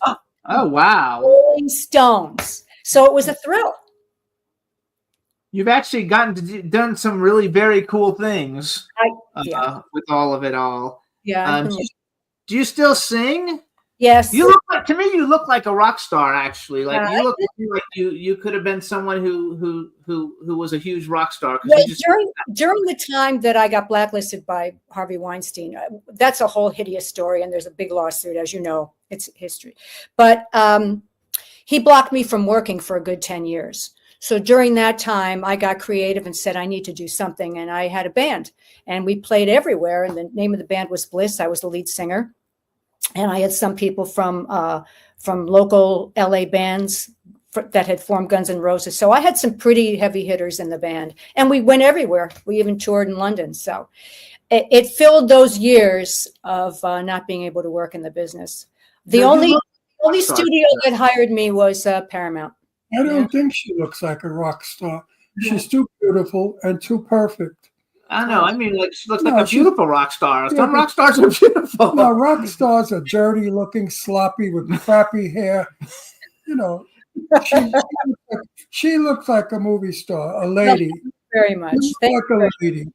You're very ladylike. I don't see tattoos all over you. No, I don't have one tattoo. I'm not into that. I think that's them, but I don't want them for me. I said it. You're a lady. You look like a lady. You behave like a lady. And that's from my generation. Yes. The young people today are common, vulgar, and ugly. Yeah, for the most part, you know. So and you the did sad thing is women want, the young girls today want to be like guys. I don't know. I'm sure the theory behind that is men get treated better. So maybe they want to play in that. I don't know what that is. Because, I'm like gay and I don't understand, like, I don't really like with gay and lesbians. Like, I don't understand lesbians who want to be with a woman who looks like a dude. I don't get it. I don't get it. I don't like guys who want to go out with guys who wear dresses. It's just something. I don't get it. I'm with you. I don't get it. Like he's super butch and like. Yeah, I don't get it. So that's what I like. But so you did a movie recently. It's a horror comedy, and I don't know what you did with it, but almost everybody in this film has been on our show. Oh, it was so fun. Smash. It was a documentary. It was, what do they call it? Rockumentary. Yeah. What do they call it? Mockumentary. Mockumentary. So I played myself, kind of, and I play a scream queen who hates horror. Oh, and that kind of is you. Yes. A scream queen who hates horror. I played myself, and I talked about it. Is that a James Balsamo film? No, this was Oh, let me think who you would know. Michael Epstein was the writer and director. Yeah, Michael Epstein. So here's the people. Wait, because here, listen to who's in this film. First of all, Lorraine Landon is one of our best friends. Oh, cool! I haven't met her yet. I'm going to meet her at a convention, and I think she's doing a convention I'm doing. Yeah, she's fabulous. You will love her. Lorraine is my movie star. I love her. Michael St. Michael. I'll tell her that I just met you. Yes, tell her that you met and us. Tell her Ron Russell gives her kisses. Okay. So Mark Patton is in it. He's been on our show. Jennifer Rubin's in it. She's been on our show. Adam Marcus has been on our show. Lloyd Kaufman's been on our show. John Dugan's been on our show. Todd Farmer's been on our show. Sean Clark I've known for 25 years. Bill Johnson has not been on our show, but I've known him for like 20 years. And then it's got Helen Udy, Richard Elfman, AJ Cutler, Bill Whedon, and Vincent Craig Dupree. I mean, a lot of people, but like more than half the people have been guests on our show. DC Dupree from Friday the 13th. He's in it. Yeah. Yeah. So I think that's fun. So it's a mockumentary. So it's a horror documentary comedy. Yes. Comedy. Yeah. I love What's the worst script you've ever gotten? Oh. The worst. The really most terrible script. I turned it down. I still get bad scripts, I still get stuff that comes. The worst one, I don't think I can say it because they're still out there. I don't want them mad. I bet I got you beat. I got a script they wanted me to star in, and the script is called Drag Queens from Outer Space. Oh. I was going to be a drag queen, and my planet ran out of men to eat, so we came to Earth to eat men. And part of the script was we were eating a human being, and somebody said, "Oh, give me the balls, they taste the best." Ah! Thank God. Wait a minute. I got the script and I showed it to my friend Marcel Waltz. I said, "You want to make it?" He said, "You're out of your mind." I said, "It's disgusting." Yeah. It was. So we sent it back with thank you. There are a lot of bad ones out there, and more. And I just, I'd love to work, but I turn them down. I get pitched about 50 of them a month. Yeah. I read. And I don't even read. I don't have time anymore. I have like 6 projects that are in development, and I don't have time. You know what I love? When I read a script and it reads like this. I asked him, "Don't do that." Oh. Written by an illiterate that doesn't know the English language. Actually, I have some films coming up that if you actually are. I didn't know if you were still working a lot or not. So I am. I just got a film that we're going to be shooting in New York City in January 2026. I'm so excited. I just signed the contracts, and it's a SAG. Yeah. Good but we for shoot you. it next year. That's okay. I mean, because it takes a long time to get funded and everything. So a bad person, so I'm thrilled. It's like nice to know it though. So you also did a movie called Thunder Alley. Yes. And I'm bringing it up primarily because Leif Garrett. I didn't see it, but Ron knew Leif Garrett, and I know Jill Sholin. Yes. And Clancy Brown, I don't know, but I love Clancy Brown because great. Starship Troopers is one of my favorite movies. I love it. I see it all the time. I watch it all. That and Best of the Best are 2 movies that are on my feel good list when I'm in a shitty mood. Oh, that's funny. Yeah. It was interesting. I play a heroin addict. Oh, there you go. It was great. Leif Garrett had the most beautiful mother. His mother was absolutely magnificent looking. He adored his mother. He and I became close friends after that shoot. He Did adored you know his mother? And he's a great guy. I thought he was beautiful.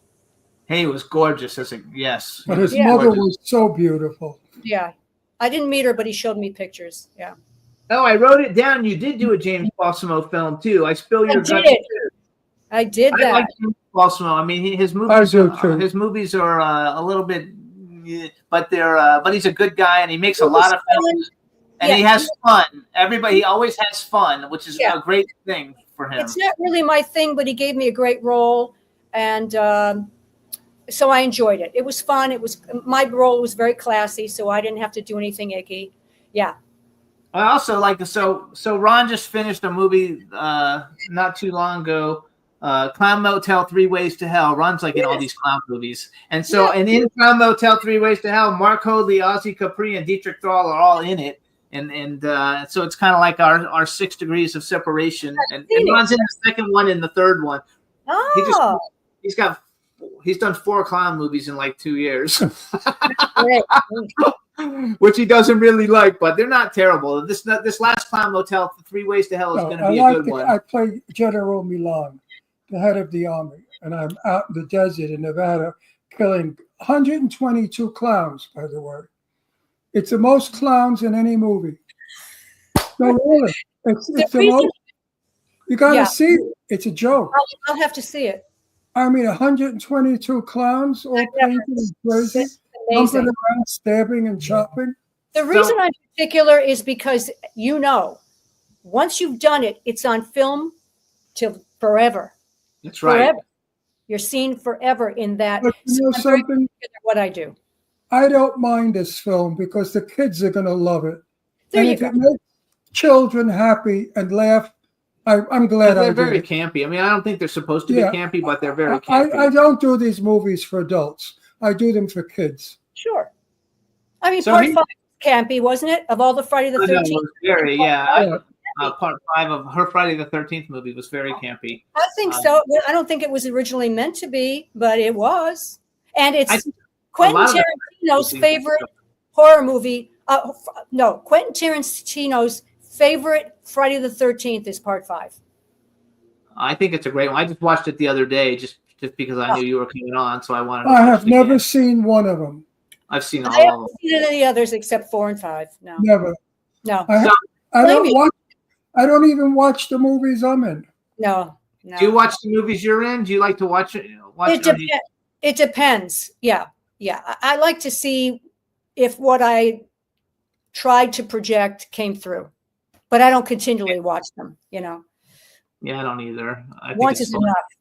So here's something I like to ask all the actresses that come on, actors and actors, I guess. Bucket list, Mhm. male and female. If you could work with any actor and actress, living or dead, who would you like to have worked with? And then the second part of the question is, if you could have been in any movie that's ever been made, what movie would you have liked to have been in? The actor is Al Pacino, There you go. That's a good one. and I would have liked to have been in Scarface. There you go. What? Which is Al Pacino. Scarface. Well, I think that would have been a great role for me, but she was incredible, so I'll leave it at that. But I think I could have really Done a it. good job. Absolutely. So yeah, Okay, and what's an actress who you think would be fun to work with? an actress that'd be fun to work with. Oh well, she's gone now. Let me see. God, there's so many. I think she can be dead. She doesn't have to be living. She can be living or dead. I think Carol Burnett would have been fun. Ron loves Carol Burnett. Oh yeah. Carol Burnett would have been fun. Karen Black, I adored. I would have. Oh, he went on a date with her. I went on a date with Karen. I would have loved to have worked with her. I think she was just great. Yeah. I love Karen. We And I would almost killed I would on love to work with television. Christopher Sarandon. Oh, he's great. Yes, and I've met him, and he's wonderful, and I would love to work with him. Yeah, My he's favorite movie of all time, not that you asked, is Dog Day Afternoon. Oh, it's a great movie. Karen Black and I went to a dinner party at a friend's house in Manhattan. And we left the party and we were crossing 3rd Avenue. And I said to Karen, wait for the traffic. She was drunk and proceeded to go across the street, stopping all the traffic. I thought they were going to kill her with her scarf. She was doing like a toreador. I got to meet her. She was sweetie. We had the best time. her, and I got to meet Louise Lasser, who I thought was also a very interesting person. I don't know who that one is. I don't know who that is. Mary Hartman. Oh, But we had somebody on our show from Mary Hartman. But a guy. Karen Black paid me the best compliment. At the end of the evening, she said, Ron, you gay guys make the best date. Oh, it's so true. Best dates. You don't have to Best worry dates about of it. No, Go after we had fun. She had Yes. to pee. Okay. Now we crossed 3rd Avenue and she says to me, I have to pee. I said, where are you going to pee? There's nowhere to pee. She said, let's find a store. I said, maybe a Starbucks. So we're running up and down 3rd Avenue, and she's yelling, I have to pee. I'm telling you, it was the funniest night of my life. I'll She's a bet she funny was girl. great. She's a very funny girl. Yep. So- I With love dry, her. dry sense of humor. I like Dog Day Afternoon also, and so my favorite actor, even though my favorite actor of all time is Lance Henriksen. I love Lance Henriksen. I've been to dinner with him. I've been to breakfast. I used to be so the way I built this show before Ron was involved with it is I was a celebrity clothing designer. I used to make one-of-a-kind clothes, and I would take them to the conventions and invite the actors to the room, and then I would give shit away as long as I could take pictures, and we would become friends, and that's how I got them all on the show, because I had Lance Henriksen and Malcolm McDowell on our show. We'd only been in existence for like 6 weeks, and I had these huge people coming on. He's a lot of fun. Yeah. So Lance Henriksen is one of my favorites, and my prized possession in my collection. I even have all these. I have every action figure of Lance Henriksen in my collection. But I have a tile, and it's the alien. He makes these ceramic tiles of the alien monster. He doesn't sell them or anything. He just makes them. Yeah. But after we had hung out at the convention all weekend, at the end of it, he wrote on the back of the tile, "You're the coolest motherfucker I ever met," and he signed it and gave it to me as a gift. And that's like my prize, possession in my collection. Isn't that great? So he's one of my favorite. But I went to breakfast with Doug Bradley, who is Pinhead. Yes, I know. Doug Bradley, Lance Henriksen, and Malcolm McDowell. We all went to breakfast together, and for me, that was just like a, something that you never forget, like a monumental thing that happened. That they called me and asked me to go to breakfast, and I went to breakfast with them. And my other one was Clive Barker. Clive Barker, who's fabulous. And my most favorite person in the world is Sophia Loren. Oh. I made a movie with her in 1959. I played a soldier, and she was the most charming, elegant, beautiful, warm, loving woman. I fell in love with her. I'm still in love with her. Yeah. I'm serious. I'm in love with her. Nobody like her. Nobody like her. And her face was just enchanting. Yeah. Well, just And everything about her. I told Jimmy, let's find a script where she's looking to work at 90. Yeah. Let's find a script for her that I could be in it. I started my career with her. I could end my career with her. Mm-hmm. Ted Hunter also was in that movie. And He was a Ted, nice man. we became lifelong friends. Yeah. No, it's fun. I mean, I think this business has a lot of messed up stuff, but there's also a lot of fun stuff with it. I love the and business. I think that you have a remarkable reputation. That's one of the reasons why I wanted to have you on the show. I've never heard you have people sometimes say negative things about different celebrities. I've never heard, and I know everybody, I've never heard a single person say anything negative about you. Everybody's like, you're wonderful, you're beautiful, you're charming. So I think that really is a big testament to like you and what you've done and what you're doing. Thank you so much. You guys too, you can follow Melanie on Instagram. Her Instagram is at Screen Siren with a 5 after it. So Screen Siren 5. She's also on Facebook. If she has room, maybe she'll add you. I don't know. So do you have anything coming up that we have 2 minutes left that we should tell people? I'm doing a bunch of conventions this year because it's the 40th anniversary of Part 5. So I'm going everywhere. I'm somewhere every month till the end of the year. Then in January of 2026, I'm doing this feature film, which I'm excited about. I can't tell you, I had to sign an NDA, but as soon as I release from that, I'm going to talk to you guys and brag. So in 2 weeks, I'm in Atlantic City, appearing with a lot of the people you've mentioned. And then that's the rest of the year. I'm going to Canada in June. How do people find out your schedule? How do they find out where you're going to be? On Facebook, so people know where I am. There you guys. You guys check the Facebook and the Instagram, you guys. Yeah, I put it on Instagram and also Facebook so that people will know where I'm going to be. And then there's a big convention, Friday the 13th, 45 years. I think you've heard about it. It's going to be in Burbank, August 8th through 10th. Yeah, I'm doing Tommy. With Tommy. Yep, August 8th through 10th. Tommy Brunswick. Yes, the Tommy Brunswick. She's been on our show like 5 times. Oh, wow, I'll tell her I did this. Tell her you did it. We love her. She's fabulous. Yeah. Yeah. So we want to thank you for coming on the show. Anytime you have anything to promote, when the book comes out, I definitely want you to come. Thank Let you us so know much. about that. It's been such a pleasure meeting you. Thank you so much for coming on the show. Best of luck with everything you have coming. And anytime you have anything to promote, just let me know and we'll bring you back. Thank you so much. It was great to meet you. meeting you. Hope to meet you in person one day. I hope so. Yes, let's do that. All right. Bye-bye, Melanie. Bye-bye, Melanie. Thank All right, you. everybody. So we had a great show today. Melanie Kinnaman and Steve Basic. It was a lot of fun. Hope you guys enjoyed it. And everybody have a great weekend, and we'll see you next week because it's time for us to go. Bye-bye. Jimmy, This is MC Alfred. I'm just chilling. Jimmy Star, yo, sitting down and designing. Where every man in my thinking, what are we gonna be wearing?